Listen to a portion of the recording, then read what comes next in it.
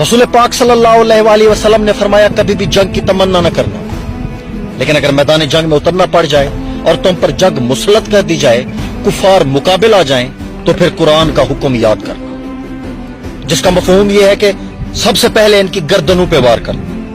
तब तक गर्दनें नहीं छोड़नी जब तक खून रेजी ना हो जाए। किसी को कैद भी करने का फिर तब तक हुक्म नहीं। पूरा आलम कुफर सुन ले, अगर हम पर जंग मुसल्लत की गई तो फिर हम जानशीन हैं हजरत उमर बिन खत्ताब रजी अल्लाह अन्हु, हजरत मौला अली करमुल्लाह वजहल करीम, खालिद इब्न वलीद, साद बिन अबी वकास, यूसुफ बिन ताशफीन, सलाहुद्दीन अयूबी, वो जो टल ना सकते थे अगर जंग में अड़ जाते थे, पांव शेरों के भी मैदान से उखड़ जाते थे। कोई सरकश हुआ हमसे तो बिगड़ जाते थे, तेग क्या चीज है हम तोप से लड़ जाते थे। कोई सरकश हुआ हमसे तो बिगड़ जाते थे, तेग क्या चीज है हम तोप से लड़ जाते थे।